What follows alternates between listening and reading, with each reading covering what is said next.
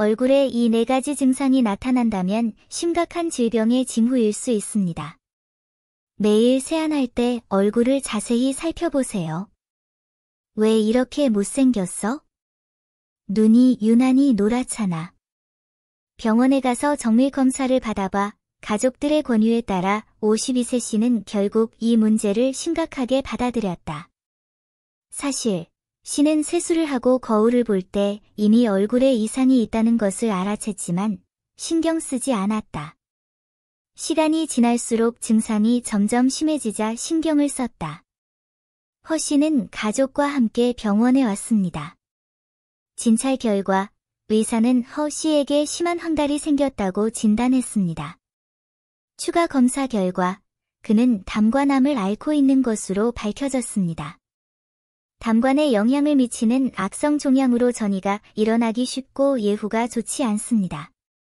의사는 허 씨의 담관암이 진단 당시 이미 원격지로 전이되어 수술적 치료의 기회를 놓쳤다고 말했습니다. 의사들은 이 4가지 얼굴 증상이 나타나면 심각한 질병의 징후일 수 있다고 경고합니다.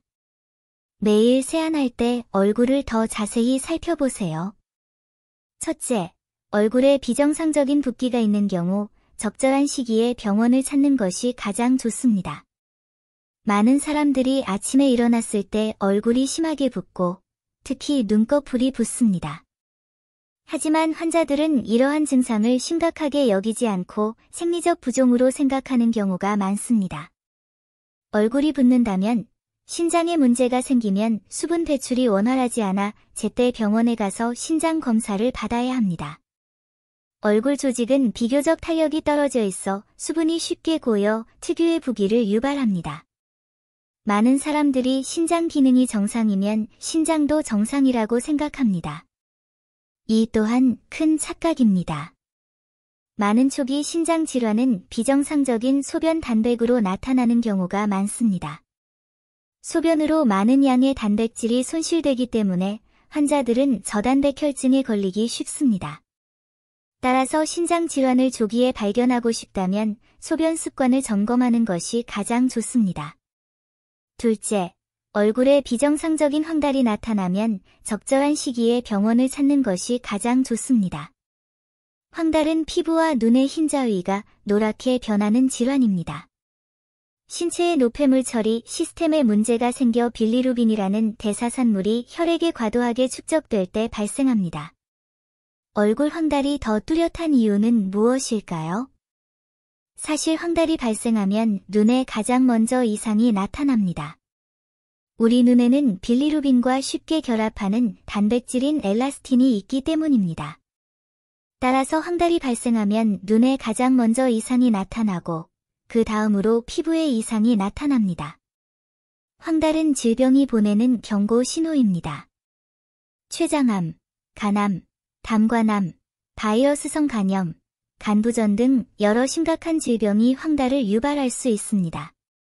셋째, 얼굴이 비정상적으로 창백해지면 즉시 의사의 진료를 받는 것이 가장 좋습니다. 많은 사람들이 얼굴 피부가 마치 종이처럼 매우 하얗습니다. 눈꺼풀을 자세히 살펴보면 더욱 창백한 것을 알 수 있습니다. 사실 이 모든 것은 빈혈의 징후입니다. 빈혈이 발생하면 헤모글로빈 감소와 혈액량 부족으로 인해 환자의 피부와 점막이 창백해집니다. 빈혈이 심할수록 창백함이 더욱 뚜렷해집니다. 빈혈은 여러 질병으로 인해 발생할 수 있으며 그중 가장 흔한 것은 혈액계 악성 종양입니다. 폐암, 간암, 위암, 대장암, 자궁경부암 등도 빈혈을 유발하기 쉽습니다. 넷째, 얼굴에 비정상적인 간질환 증상이 나타나면 즉시 의료기관을 찾는 것이 가장 좋습니다. 많은 사람들이 얼굴에 비정상적으로 어두운 안색을 가지고 있으며 산발적으로 거미모반이 나타납니다. 이는 심각하게 받아들여야 합니다. 의학적으로 이는 전형적인 간 질환 얼굴입니다. 심각한 간 질환이 발생하면 간 기능 저하로 인해 내분비계 장애가 발생하고 멜라닌 색소가 더 많이 생성됩니다. 따라서 많은 간 질환 환자들이 비정상적으로 어둡고 칙칙한 얼굴을 가지며 심지어 다크서클까지 나타납니다. 거미모반은 간 기능 저하로 인해 나타나며 이로 인해 에스트로겐의 불활성화가 약해져 에스트로겐이 축적되고 피부세동맥이 확장됩니다. 심장을 가장 두려운 살인자 5가지가 바로 당신 곁에 있습니다.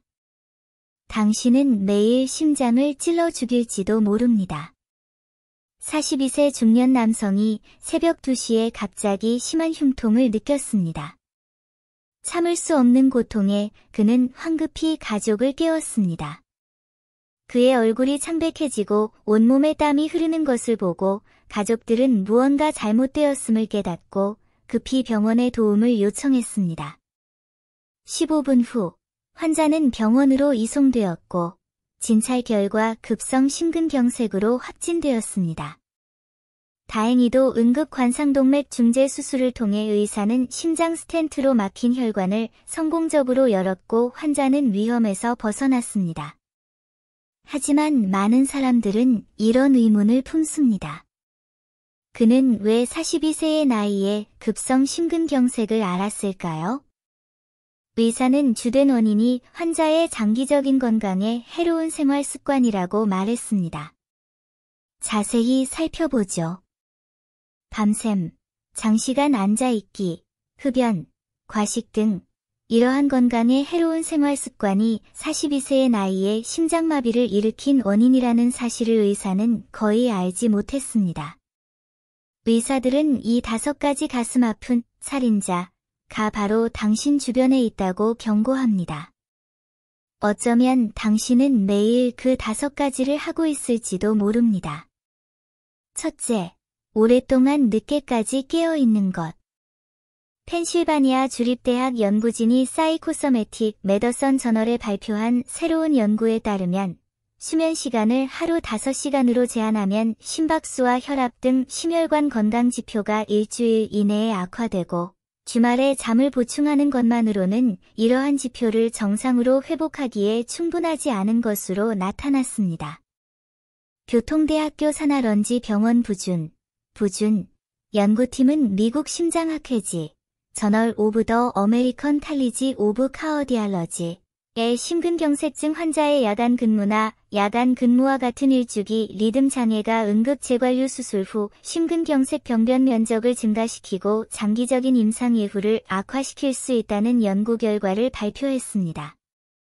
또한 5년간의 추적 관찰 결과 심근경색증 환자의 야간 근무는 주요 심장 질환 발생 위험을 92%나 증가시키는 것으로 나타났습니다. 질문은 왜 오랫동안 늦게까지 깨어있으면 심장에 그렇게 큰 손상을 입을까요? 흥분하는 신경은 잠을 잘 때와 잠을 자지 않을 때 다릅니다. 늦게까지 깨어있으면 교감신경이 과도하게 흥분되어 고혈압과 심박수 증가를 유발합니다. 오랜 시간 밤샘 근무를 하거나 수면이 부족하면 신체가 산화 스트레스로 인해 손상되기 쉽고 심장에 불편함을 느끼기 쉽습니다. 오랫동안 밤늦게까지 깨어있으면 내분비계 장애가 발생하여 비만을 유발할 뿐만 아니라 혈중 지질, 혈압, 혈당의 변동을 일으켜 심장 건강에도 해롭습니다. 둘째, 장시간 앉아있는 경우. 장시간 앉아있으면 살이 찌는데 특히 배불뚝이인 사람들은 운동을 싫어하는 경우가 많습니다. 배불뚝이는 복부 비만이라고도 합니다. 대학교 공중보건학원의 41만 명 이상의 성인을 대상으로 한 분석을 통해 허리둘레가 두꺼워지는 것, 중심부 비만, 이 관상동맥 심장질환의 독립적인 위험 요인임을 발견했습니다. 허리둘레가 두꺼울수록 관상동맥 심장질환, 급성 관상동맥 심장질환, 그리고 관상동맥 심장질환으로 인한 사망 위험이 높아집니다. 많은 사람들이 선생님, 뱃살은 어떻게 관리해야 하나요? 라고 묻습니다. 식단 조절에도 불구하고 왜 체중이 줄지 않는 걸까요? 답은 간단합니다. 좋은 운동 습관을 들이는 것입니다. 한 분석에 따르면 체중 감량 없이 운동을 하면 내장 지방이 6.1% 감소하는 것으로 나타났습니다. 체중 감량 없이 내장 지방이 감소한 것은 근육량 증가와 관련이 있을 수 있습니다. 셋째, 흡연. 오랫동안 흡연을 하면 심장 건강에 좋지 않습니다. 많은 사람들이 흡연이 폐에만 해롭다고 생각하지만 이러한 생각은 완전히 잘못된 것입니다. 담배에는 폐뿐만 아니라 심장 건강에도 해로운 다양한 유해 물질이 함유되어 있습니다. 특히 관상동맥 죽상경화증을 유발하기 쉽습니다. 시간이 지남에 따라 관상동맥 심장질환이 발생할 수 있습니다. 더욱이 담배의 유해 물질은 혈전을 쉽게 직접 유발할 수 있습니다. 넷째, 음주. 장기간 음주하는 사람들은 심장질환에 걸리기 쉽습니다. 많은 사람들이 음주가 혈관을 확장시킬 수 있다는 잘못된 인식을 가지고 있습니다. 하지만 이것이 큰 착각이라는 사실은 알지 못합니다. 장기간 음주는 혈압과 혈중 지질 수치를 매우 제대로 조절하지 못하게 만들고 시간이 지남에 따라 관상동맥 심장질환으로 쉽게 이어질 수 있습니다.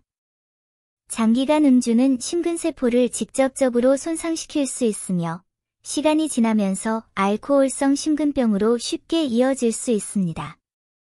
다섯째, 건강에 해로운 식습관. 심장병의 발생은 구강의 해로움과 관련이 있습니다. 많은 사람들이 소금 섭취를 좋아하지만 고염식은 혈압을 쉽게 상승시켜 심장 건강에 해롭다는 사실을 알지 못합니다. 고지방 식단을 선호하면 혈중 지질 수치가 상승하여 관상동맥 죽상경화증으로 쉽게 이어질 수 있습니다. 고당분 식품을 과다 섭취하면 비만이 쉽게 발생하고 당뇨병 위험도 증가하여 비만으로 이어질 수 있습니다. 이 모든 것이 심장 건강에 매우 해롭습니다.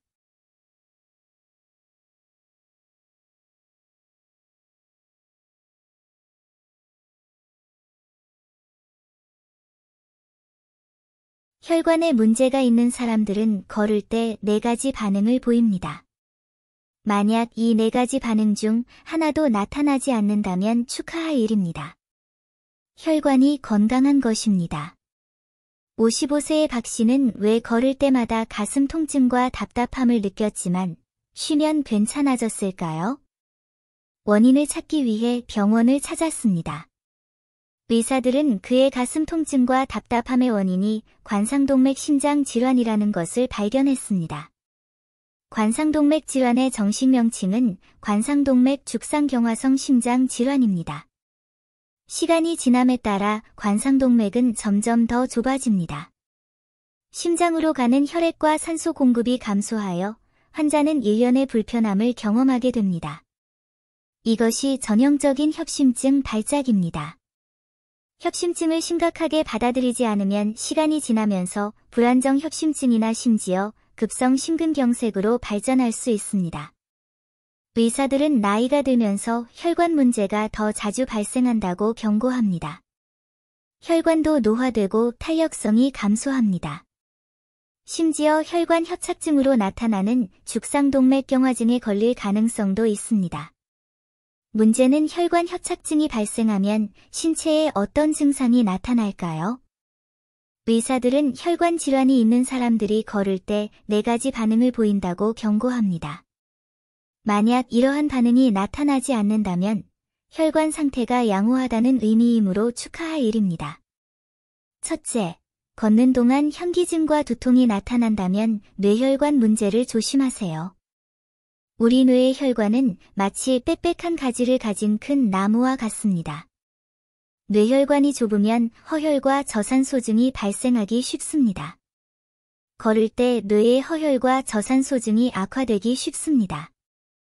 시간이 지남에 따라 현기증과 두통이 뚜렷하게 나타납니다. 둘째, 걷는 동안 가슴 통증, 가슴 답답함, 심기항진을 경험한다면 심혈관 질환을 조심하세요. 심장은 인체의 파워펌프로 신선한 혈액을 온몸으로 운반하는 역할을 합니다. 하지만 심장 자체에도 혈액 공급이 필요합니다. 심장에 혈액을 공급하는 혈관은 관상동맥입니다. 관상동맥에는 여러 갈래의 혈관이 있습니다. 관상동맥의 어느 한 갈래에 문제가 생기면 심장으로 가는 혈액 공급이 부족해져 비정상적인 흉통, 흉부 압박감, 심기항진을 유발할 수 있습니다. 걷는 동안 심장은 더 열심히 일하지만 혈관이 좁아져 심장에 충분한 혈액을 공급할 수 없기 때문에 가슴 통증, 가슴 답답함, 심기항진이 발생할 가능성이 더 높습니다. 셋째, 하지로 걷는데 어려움이 있다면 하지 혈관에 문제가 있는지 주의하세요. 많은 사람들이 걸을 때 다리를 절뚝거립니다. 소위 절뚝거림은 걸을 때 다리를 절뚝거리는 것을 의미합니다. 주된 원인은 하지 혈관이 좁아지기 때문입니다. 하지의 혈관이 좁아지면 하지 근육에 허혈과 저산소증이 생기기 쉽기 때문에 특히 걸을 때 사지운동 장애가 생기기 쉽습니다. 넷째, 걷는 동안 다리의 경련, 통증, 마비감이 느껴진다면 다리 혈관에 문제가 있는지 주의하세요. 걸을 때 하지가 중요한 역할을 하는 경우가 많습니다. 하지 혈관에 문제가 있으면 걸을 때 하지의 경련, 통증, 저림이 쉽게 발생할 수 있습니다. 나이가 들면서 혈관에 문제가 생기기 쉽습니다. 많은 사람들이 암이 무섭다고 생각하지만 혈관 질환이 암보다 더 무서운 경우가 많다는 사실은 잘 모릅니다. 혈전증, 폐색전증, 뇌졸중, 급성 심근경색 등은 모두 혈관 질환입니다. 많은 혈관 질환이 발생하면 적시에 발견하여 치료하지 않으면 매우 짧은 시간 안에 사망에 이를 수 있습니다. 그렇다면 혈관 노화를 늦추고 혈관을 더 건강하게 만들려면 어떻게 해야 할까요? 우선, 식단 측면에서는 혈관 건강을 쉽게 손상시킬 수 있는 3대 질병의 위험을 줄이기 위해 소금, 지방, 설탕이 많이 함유된 음식을 피해야 합니다. 건강한 혈관을 유지하려면 균형 잡힌 식단에 주의를 기울여야 합니다. 채소, 과일, 통곡물에는 식이섬유가 풍부하여 지방을 흡수하고 건강한 혈관을 유지하는 데 도움이 됩니다. 둘째, 운동을 꾸준히 해야 합니다. 운동은 혈액순환을 촉진할 수 있기 때문입니다.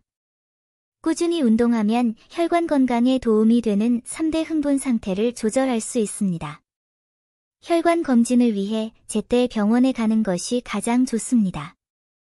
혈관 경화증이 발견되면 지체하지 말고 가능한 한 빨리 약을 복용해야 합니다.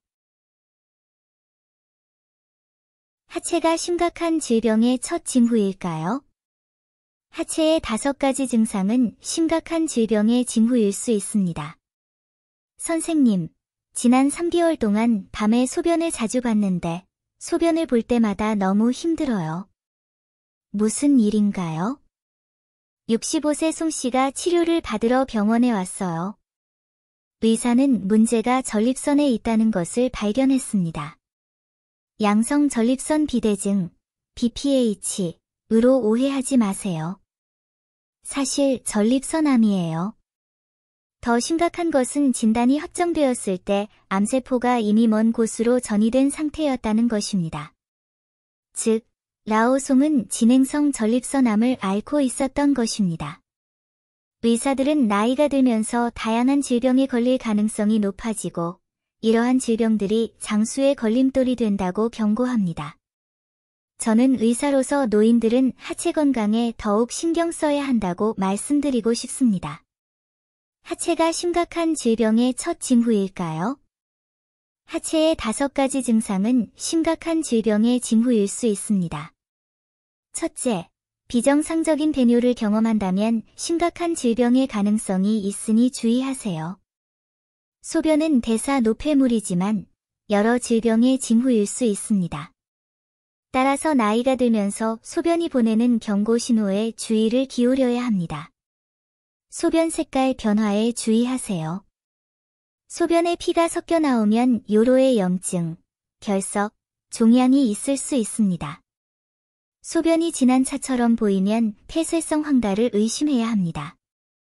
폐쇄성 황달은 간암, 췌장암, 담관암과 같은 악성 종양으로 인해 발생할 수도 있습니다. 일부 환자는 소별량이 비정상적으로 증가하는 증상을 경험합니다. 하루 소별량이 2500ml를 초과하면 당뇨증으로 간주됩니다. 제2형 당뇨병, 요붕증, 초기 만성 신부전증과 같은 질환은 모두 비정상 당뇨증을 유발할 수 있습니다. 일부 환자는 소별량 감소 또는 무뇨증을 경험합니다. 이 경우 급성 또는 만성 신부전, 특히 요독증을 주의해야 합니다. 일부 환자는 배뇨에 어려움을 겪거나 심지어 배뇨 시 급박감과 통증을 느낄 수 있습니다. 이때는 요로염증, 결석 또는 종양이 원인일 수 있으므로 주의를 기울여야 합니다. 둘째, 배변에 이상이 있다면 심각한 질병일 가능성이 있으니 주의하세요. 배변은 중요하지만 배변 역시 마찬가지로 중요합니다. 많은 사람들이 자신의 배변 습관을 제대로 살피지 않습니다. 종종 급하게 왔다 갔다 하기도 합니다. 배변이 오래전에 경고 신호를 보냈더라도 사람들은 그 사실을 인지하지 못합니다. 시간이 지남에 따라 질병이 점점 더 심각해질 수 있다는 사실조차 알지 못합니다. 대장암, 염증성 장질환, 허혈성 장질환, 장결핵 등의 질환은 비정상적인 배변을 유발할 수 있습니다. 이는 장질환으로 인해 발생합니다. 췌장염, 췌장암, 간경변 등 장외 질환도 비정상적인 배변을 유발할 수 있습니다. 셋째, 양쪽 하지에 감각 저하가 나타난다면 심각한 질병일 가능성이 있으니 주의하세요. 많은 사람들이 하지에 비정상적인 감각 이상을 느끼거나 통증이나 체온을 전혀 느끼지 못하는 경우가 많습니다. 이 경우에도 질병의 발생에 주의해야 합니다. 가장 흔한 질환은 당뇨병성 말초신경병증으로 혈당 증가로 인해 말초신경이 손상되어 발생합니다. 일부 환자는 요추 디스크 탈출이나 요추 종양이 척수를 압박하여 방사신경마비를 일으켜 양쪽 하지의 감각이 없어지는 증상을 경험합니다. 넷째, 복부가 비정상적으로 부어있다면 심각한 질병일 가능성이 있으니 주의하세요. 많은 환자들이 갑자기 위가 커지고 복부 팽만감을 호소합니다. 이러한 증상이 나타나면 질병의 시작에 주의를 기울여야 합니다. 복강에 많은 양의 체액이 축적되면 환자는 비정상적인 복부 팽창을 경험하게 됩니다. 복강에 악성 종양이 자라면 환자는 비정상적인 복부 팽창을 경험하게 됩니다. 다섯째, 하체에 비정상적인 붓기가 있는 경우 심각한 질병일 가능성이 있으니 주의하세요. 하지가 특히 붓고 손으로 누르면 눌리는 듯한 느낌이 듭니다. 이러한 상황에서는 간경변이나 간암과 같은 간 질환, 만성 사구체신염, 신증후군, 만성 신부전과 같은 신장 질환, 관상동맥 심장병이나 만성 신부전과 같은 심장 질환 등 하지의 비정상적인 부종을 유발할 수 있는 질환의 발병 가능성에 주의해야 합니다.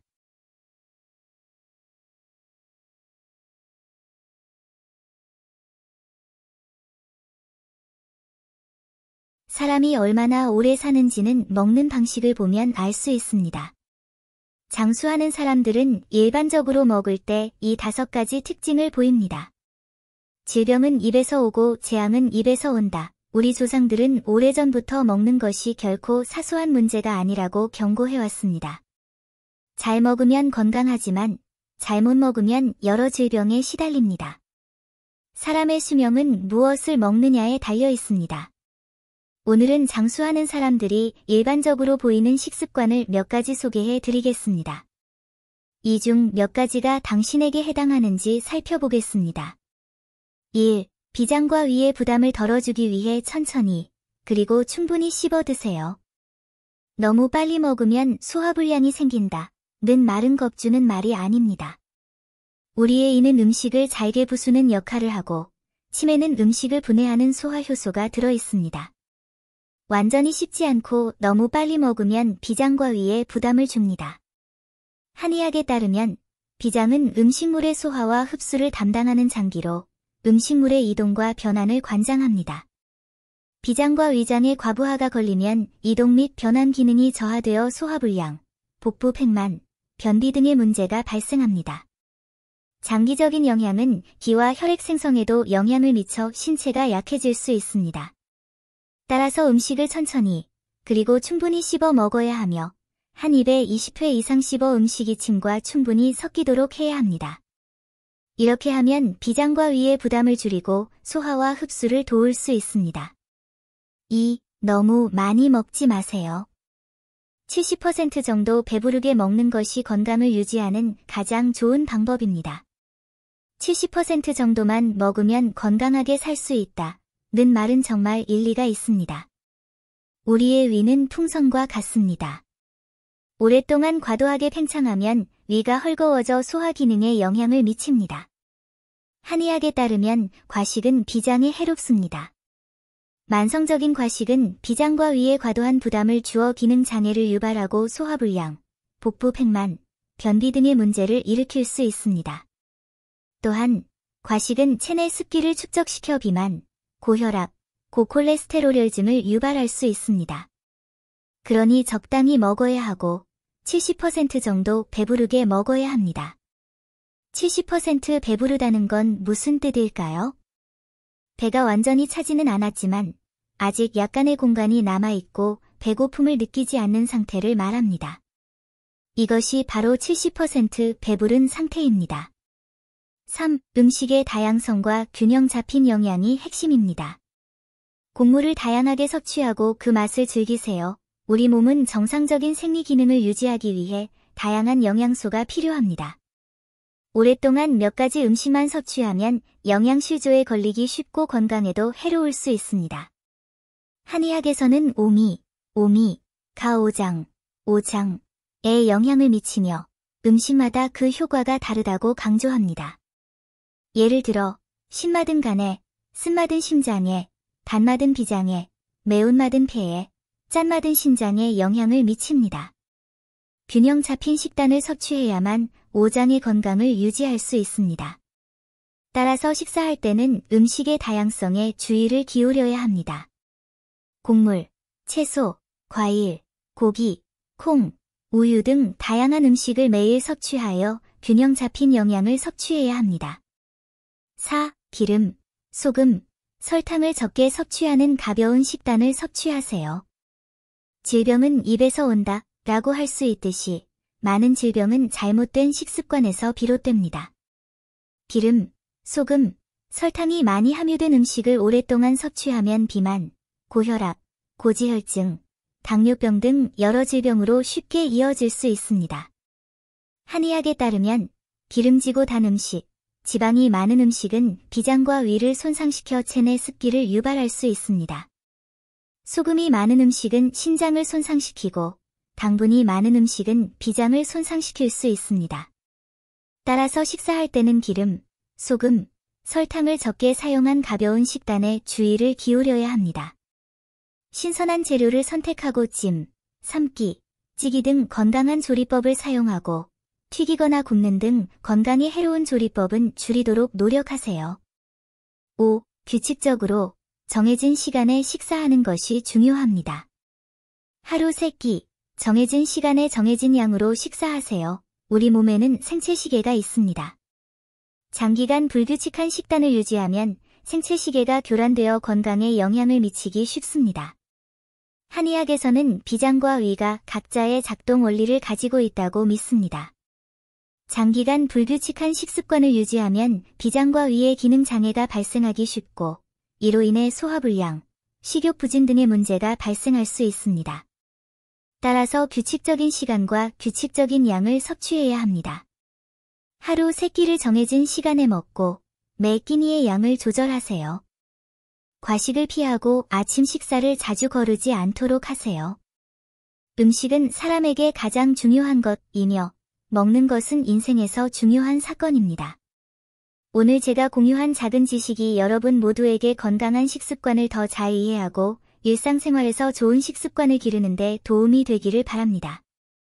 장수하는 사람들은 일반적으로 이 5가지 식습관을 가지고 있다는 것을 기억하세요. 그중 몇 가지가 당신에게 해당되는지 궁금하시죠? 오늘부터 식단을 바꿔 더 건강하게 먹고 더 오래 살 수 있도록 하세요. 다리는 혈중 지질 수치가 높을 때 가장 먼저 알려줍니다. 다리에 나타나는 4가지 징후는 혈중 지질 수치가 높다는 것을 나타냅니다. 많은 사람들이 병원 검진을 받으면 혈관에 문제가 있다는 말을 듣습니다. 하지만 왜 많은 사람들이 30대나 40대에 혈관에 문제가 생기는지 생각해 보신 적이 있나요? 혈관 질환이 있는 사람은 혈중 지질 수치를 확인하기 위해 병원에 가야 합니다. 혈중 지질 수치가 높아지면 혈액의 점성이 높아지고 혈류가 느려지며 마치 강물에 떠다니는 진흙처럼 지방 입자가 혈관 내벽에 쌓이기 때문입니다. 시간이 지남에 따라 동맥경화증, 혈관 좁아짐, 그리고 여러 혈관 질환이 자연스럽게 발생합니다. 혈중 지질 관리 지침에 따르면 우리나라 성인의 이상지질혈증 유병률은 35.6%에 달하는데 이는 성인 3명 중 1명이 이상지질혈증을 앓고 있다는 의미입니다. 많은 사람들이 고혈당증을 앓고 있지만 아무런 증상이 없습니다. 하지만 증상이 없다고 해서 해가 없다는 것을 의미하지는 않습니다. 고혈당증은 침묵의 살인자라고 불립니다. 시간이 지남에 따라 혈관에 이상이 생기면 적절한 치료 시기를 놓치는 경우가 많습니다. 의사들은 혈중 지질이 비정상적일 때 다리가 종종 경고 신호를 보낸다고 경고합니다. 특히 다리에 다음 4가지 징후가 나타나면 혈중 지질이 높다는 것을 의미합니다. 첫째, 다리 경련. 다리 경련이 발생하면 많은 사람들이 자연스럽게 칼슘 부족 때문이라고 생각합니다. 하지만 나이가 들면서 경련이 자주 발생하면 더 이상 단순히 문제라고만 생각할 수 없게 됩니다. 혈중 지질 수치가 높으면 혈액이 끈적해지고 혈류가 느려지며 이로 인해 하지에 비정상적인 혈관이 형성됩니다. 비정상적인 혈관은 근육 허혈과 저산소증을 유발하며 이때 근육 경련 위험이 매우 높습니다. 둘째, 다리의 마비감. 다리가 항상 저리면 많은 사람들이 당뇨병이나 신경합병증이 있다고 생각할 수 있습니다. 하지만 병원에 가서 혈당을 측정해보면 아무런 문제도 없고 신경합병증도 없습니다. 이때는 적절한 시기에 혈중 지질 수치를 측정하는 것이 좋습니다. 혈중 지질이 증가하면 혈관에 문제가 생겨 근육의 허혈과 저산소증뿐만 아니라 신경의 허혈과 저산소증도 발생하기 쉬워져 자연스럽게 감각마비가 발생하기 쉽습니다. 셋째, 다리 통증. 많은 사람들이 다리에 설명할 수 없는 통증을 항상 느끼고 운동할 때 증상이 더욱 뚜렷해집니다. 하지 관절이나 뼈에 문제가 있다고 착각하지만 병원에 가서 검진을 받아도 별다른 이상이 발견되지 않는 경우가 많습니다. 이런 경우 혈중 지질 수치를 확인하는 것이 가장 좋습니다. 혈중 지질 수치가 높으면 혈중 지질 수치가 높아질 수도 있기 때문입니다. 넷째, 다리 움직임 문제.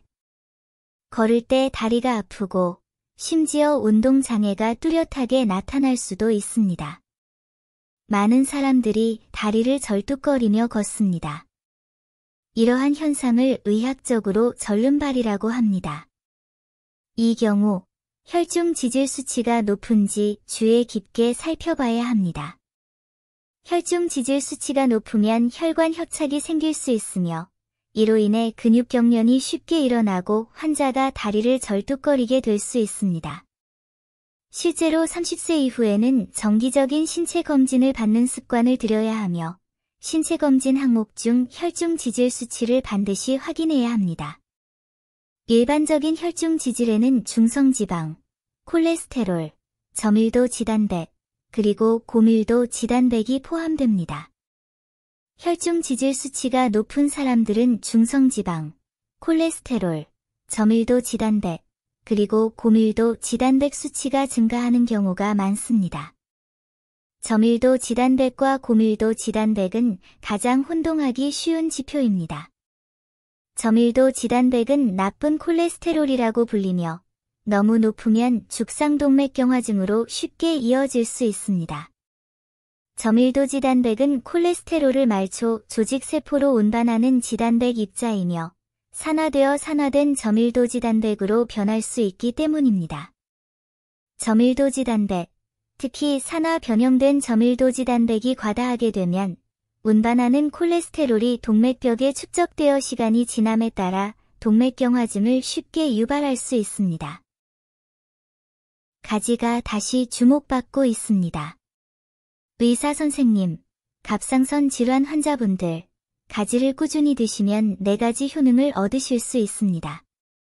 많은 사람들이 흔한 채소인 가지를 1년 내내 먹지만 그 실질적인 효능을 잘 알지 못하는 경우가 많습니다. 어떤 사람들은 단순히 가지의 풍미를 즐기고 어떤 사람들은 가지가 지방 분해에 도움이 되고 상쾌한 맛을 내어 볶음 요리, 샐러드, 수프에 적합하다고 생각합니다. 또 어떤 사람들은 가지가 지방을 너무 많이 흡수한다고 생각하여 먹지 않습니다. 하지만 이런 존재감이 거의 없는 채소가 최근 건강 분야 사람들에 의해 발굴되어 연구되고 있으며 특히 갑상선과 관련된 문제에 많은 관심을 받고 있습니다. 요즘 많은 사람들이 갑상선 기능 항진증이든 저기능증이든 비정상 갑상선 기능 진단을 받고 있습니다. 심지어 결절이나 염증이 생기는 경우도 있습니다. 많은 사람들이 장기적인 추적 관찰, 약물 치료 또는 식이 조절을 받고 있습니다. 과거에는 다시마, 요오드 소금, 십자화과 채소가 갑상선에 미치는 영향에 주로 주목해왔지만 가지에 관심을 둔 사람은 거의 없었습니다. 하지만 실제로 가지는 갑상선에 어느 정도 도움이 될 수 있습니다. 일부 의사들은 가지를 잘 먹으면 갑상선 환자가 일상생활에서 간접적으로 혜택을 볼 수 있다고 말합니다. 예를 들어 신진대사, 장, 만성염증에 효과가 있으며 미네랄을 통해 갑상선 세포를 보호하는 효과도 있습니다. 하지만 다시 생각해보면 이러한 효과는 한 끼 식사 후 바로 나타나지 않으며 정기적인 치료를 대체할 수도 없습니다. 이는 우연히 이루어진 좋은 일에 가깝지만 이해해 볼 만한 가치가 있는 방향이기도 합니다. 1. 가지는 식이섬유와 항산화 성분이 풍부해 혈중 지질 개선 및 대사 기능 향상에 도움이 됩니다. 가지는 식이섬유와 항산화 성분이 풍부하여 신진대사에 영향을 미쳐 갑상선 질환 환자뿐만 아니라 일반인에게도 유익합니다. 가지 껍질에는 혈관을 보호하고 산화 스트레스를 완화하는 것으로 알려진 천연 항산화제인 안토시아닌이 풍부합니다. 많은 사람들이 가지 껍질을 벗기는 것을 좋아하지만 이는 실제로 가장 중요한 영양소를 제거하는 것입니다. 또 다른 중요한 측면은 식이섬유, 특히 수용성 섬유질입니다. 수용성 섬유질은 장내에서 식사 후 혈당 상승을 지연시키고 담즙산과 결합하여 배설되도록 하여 간에서 혈중 지질이 재흡수를 줄이고 혈중 지질 대사를 돕습니다. 갑상선 환자, 특히 갑상선 기능 저하증 환자의 경우 많은 사람들이 대사 증후군을 겪습니다. 가지처럼 섬유질이 풍부하고 칼로리가 낮은 채소를 섭취하는 것이 고지방, 고당분 식품보다 주식을 보충하는 데 더 적합합니다. 한 가지 임상 데이터를 언급할 가치가 있습니다. 갑상선 기능 저하증 환자 423명을 대상으로 한 대사 지표 비교 연구에서는 대상자의 약 68%가 콜레스테롤 수치가 높았고 약 46%가 중성지방 수치가 높았습니다. 이를 식이섬유 섭취량이 높은 사람들, 콩, 잎채소, 가지과 식물의 규칙적인 섭취 포함, 은 이러한 지표 조절에 유의미하게 더 나은 성과를 보였습니다. 특히 12주 추적 관찰 기간 동안 평균 총 콜레스테롤 수치가 약 0.7ml 감소하여 식단 조절이 매우 중요함을 시사합니다. 가지는 바로 부담스럽지 않은 채소로서 식단에 자주 포함할 수 있습니다. 2. 가지의 미네랄 성분은 갑상선 기능에 잠재적인 보호 효과가 있습니다. 가지에는 칼륨과 마그네슘이 일정량 함유되어 있으며 셀레늄, 망간, 구리도 소량 함유되어 있습니다. 이러한 미량 원소는 동물의 간이나 견과류만큼 풍부하지는 않지만 섭취하기 쉽고 기름지지 않아 자주 섭취할 수 있습니다. 갑상선 세포는 호르몬을 합성하고 기능을 유지하기 위해 일련의 효소를 필요로 하며 이러한 효소의 활성은 여러 미네랄과 밀접한 관련이 있습니다. 예를 들어 셀레늄은 갑상선 세포를 보호하여 글루타티온 과산화 효소의 활성을 조절하고 산화 스트레스로 인한 손상을 줄이는 것으로 알려져 있습니다. 한편 마그네슘은 세포막 안정성과 아데노신 1인산 APM 활성화에 관여합니다. 장기 약물을 복용하는 일부 사람들에게는 이러한 미네랄 섭취의 균형이 실제로 매우 중요합니다. 갑상선 약물과 대사 과정이 미네랄의 흡수와 분포에 영향을 미칠 수 있기 때문입니다. 매일 식단에 미네랄이 풍부한 채소를 더 많이 추가하면 항상성 유지에 잠재적인 역할을 할 수 있습니다. 3. 가지는 특정 항염 및 항산화 효과가 있어 만성 염증 수준을 낮추는 데 도움이 됩니다. 간과할 수 없는 또 다른 점은 가지 자체의 항염증 효과입니다. 많은 사람들이 이를 심각하게 여기지 않지만 만성염증은 오늘날 갑상선 질환을 포함한 여러 만성 질환의 온상입니다. 일부 사람들은 검사 결과 갑상선 항체 수치가 상승하거나 만성 림프구성 갑상선염이 발견되는데 이는 만성 저염증과 밀접한 관련이 있습니다. 가지 껍질의 안토시아닌과 과육의 클로로겐산과 같은 천연 성분은 산화효소 활동을 억제하고 활성산소를 제거하는 데 일정한 효과가 있습니다. 고농도의 약물 성분은 아니지만 매일 섭취하는 양은 상당한 축적 효과를 보입니다. 또한 가지는 칼로리가 낮고 지방 축적을 유발하지 않아 지방 조직의 염증 인자 생성을 감소시키는 효과도 있습니다. 많은 사람들이 한 가지 사실을 깨닫지 못합니다. 지방 조직은 돼지 저금통이 아닙니다. 지방 조직은 스스로 염증 유발 인자를 생성할 수 있습니다. 이러한 인자가 체내에 축적되면 면역 균형을 깨뜨리고 갑상선 조직의 자가 공격을 강화합니다. 4. 가지는 장 건강 유지에 도움이 되며 갑상선 호르몬 대사에 간접적으로 영향을 미칩니다. 다른 관점에서 가지가 장내 세균총에 미치는 영향 또한 언급할 가치가 있습니다. 많은 사람들이 건강하지 못한 장이 소화와 흡수에 영향을 미칠 수 있다는 것을 알고 있지만 호르몬 대사에도 영향을 미칠 수 있다는 사실을 아는 사람은 드뭅니다. 일부 연구에 따르면 장내 세균총은 갑상선 호르몬의 재활용 및 전환, 특히 T4에서 T3로의 전환에 관여하며 장내 세균총의 상태가 중요한 요인으로 작용한다는 사실이 밝혀졌습니다. 가지와 같이 식이섬유가 풍부한 채소는 프로바이오틱스를 증진하고 박테리아 다양성을 개선하며 장내 장벽 기능을 유지하는 데 도움이 됩니다. 이러한 간접적인 효과는 직접적인 호르몬 보충만큼 즉각적이지는 않지만 더 안정적이고 오래 지속됩니다. 특히 변비와 소화불량이 있는 갑상선 환자에게 더욱 그렇습니다. 많은 사람들이 섬유질이 풍부한 채소를 장기간 섭취한 후 더 편안하고 더 쉽게 먹고 배변할 수 있으며 더 나은 수면을 취한다고 보고합니다. 원활한 배변은 신체적 편안함을 가져다 줄 뿐만 아니라 호르몬 균형과 기분을 안정시키는 데에도 도움이 될 수 있습니다. 하지만 가지가 맛있다고 해서 모든 사람이 매끼 먹기에 적합한 것은 아니라는 점을 명심해야 합니다. 위장이 예민한 사람들은 특히 가지를 차갑게 먹거나 생으로 먹으면 속이 더부룩하고 불편할 수 있습니다. 이런 분들은 먹기 전에 조리하고 기름을 적게 사용하고 자극적인 양념은 피하는 것이 좋습니다. 일부 사람들은 가지 껍질의 특정 성분에 알레르기가 있을 수 있으며 이는 섭취 후 발진을 유발할 수 있습니다. 이 또한 피해야 합니다. 게다가 가지는 기름을 쉽게 흡수합니다. 기름에 볶으면 향이 강할 수 있지만 신진대사가 좋지 않은 사람들에게는 좋지 않을 수 있습니다.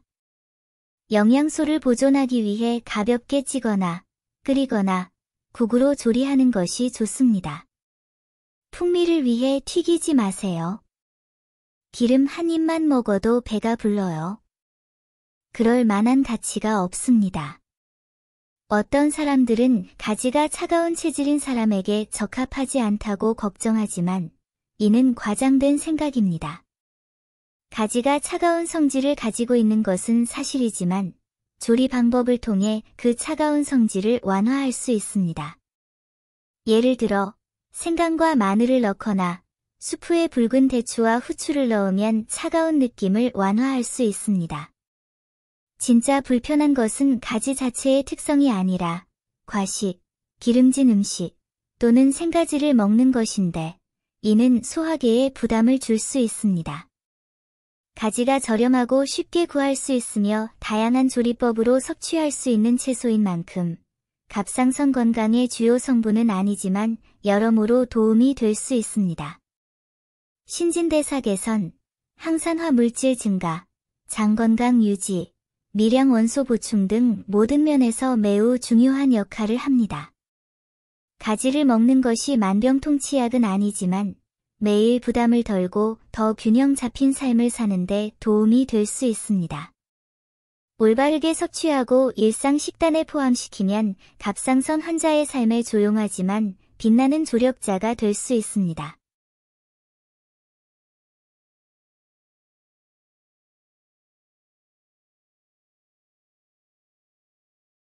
70세는 기대 수명에 있어 결정적인 시기입니다.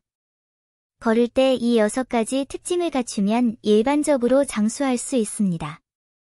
70세까지 살 수 있다면 가장 큰 꿈은 무엇일까요? 어떤 사람들은 70세에도 식욕이 왕성하고 맛있는 음식을 먹을 수 있다면 만족할 것이라고 말할 것입니다. 어떤 사람들은 잠도 잘 잘 수 있다면 정말 좋겠다고 말할 것입니다. 또 어떤 사람들은 70세에는 다른 요구사항이 없고 스스로를 돌볼 수 있는 것만으로도 충분하다고 말할 것입니다. 하지만 또 다른 매우 중요한 기준이 있는데 바로 걷기입니다. 70세가 되면 많은 사람들이 더 이상 걸을 수 없게 됩니다. 그들은 오랫동안 침대에 누워 마비 상태에 빠집니다. 오랫동안 침대에 누워 있으면 혈전, 감염, 욕창, 근위축, 관절 경직 및 기타 합병증과 같은 건강 문제가 쉽게 발생할 수 있습니다. 의사들은 노인들에게 70세가 전환점이 될 수 있다고 경고합니다. 이 연령 이후에는 신체가 전반적으로 노화되고 다양한 질병이 발생할 가능성이 더 높습니다. 고혈압, 제2형 당뇨병, 관상동맥 심장질환, 암, 간경변, 요독증, 만성 폐쇄성 폐질환, 알츠하이머병과 같은 질병은 70세 이상 노인에게 흔한 질병이며 발병률이 높습니다. 이러한 질병은 노인의 삶의 질에 심각한 영향을 미칠 뿐만 아니라 그들의 기대 수명에도 영향을 미칠 수 있습니다. 그래서 70세는 인생의 결정적 시기라고 불립니다. 의사로서 저는 70세가 인생의 결정적 시기라는 것을 모두에게 상기시키고 싶습니다. 걸을 때 이 6가지 징후가 나타난다면 일반적으로 장수할 수 있습니다. 첫째, 걷기는 특히 안정적이다. 걸을 때는 한 걸음씩 내딛어야 더 안정적으로 걸을 수 있습니다. 하지만 많은 노인들은 신체적 문제로 인해 제대로 걸을 수 없습니다. 걸을 때 균형 감각을 잃으면 휠체어나 목발과 같은 도구나 다른 사람의 도움 없이는 매우 쉽게 늙게 됩니다. 이러한 노인들의 신체 상태는 의심할 여지 없이 매우 나쁩니다. 둘째, 걷는 속도가 적당하다. 많은 노인들이 느리게 걷고 심지어 달팽이처럼 움직이기도 합니다. 이는 빨리 걷고 싶지 않아서가 아니라 건강에 문제가 있기 때문입니다. 많은 노인들이 자신감을 가지고 빠른 속도로 걷는 것은 건강하기 때문이며 이는 가장 중요한 자신감입니다. 셋째, 걷는 동안 숨을 고르게 쉬세요. 걷기는 저강도 운동이자 유산소 운동입니다. 노인의 폭발적인 힘을 시험하지 않기 때문에 노인에게 매우 적합합니다. 걷기는 노인의 폐활량을 강화하고 폐 건강을 객관적으로 반영할 수 있습니다. 걸을 때 항상 호흡곤란을 겪는다면 폐에 문제가 있을 가능성이 높으므로 적절한 시기에 병원을 찾아 검진을 받는 것이 좋습니다. 넷째, 활기차고 에너지 넘치는 걷기. 많은 노인들이 걸을 때 무기력해 보이고 마치 넘어질 것처럼 극도로 약해 보입니다. 그런 노인들은 분명 안정적으로 걸을 수 없습니다. 건강한 노인들은 종종 활력이 넘칩니다. 걸을 때 머리를 높이 들고 가슴을 내밀어 다른 사람들에게 자신이 특별히 강하고 활력이 넘친다는 느낌을 줍니다. 다섯째, 하루 5,000보 걷는 것은 괜찮습니다. 걷기는 강도가 낮은 운동으로 신체를 강화하는 효과를 얻으려면 일정 수의 걸음을 걸어야 합니다. 많은 노인들이 건강 문제와 질병으로 인해 하루에 100걸음도 걸을 수 없습니다. 어떤 노인들은 아예 걸을 수조차 없습니다. 이런 노인들의 건강이 걱정스럽습니다. 70세의 사람이 하루에 5,000보를 걷는다면 의심할 여지 없이 그의 건강에 매우 도움이 될 것입니다. 여섯째, 걷는 동안 뇌가 편안하고 반응 속도가 민감하게 유지된다. 많은 사람들이 걸을 때 항상 어지럼짐을 느끼고 심지어 몸이 무뎌지고 반응 속도가 매우 느려지기도 합니다. 이런 사람들이 걷는 것은 매우 위험하며 주의하지 않으면 넘어질 수도 있습니다.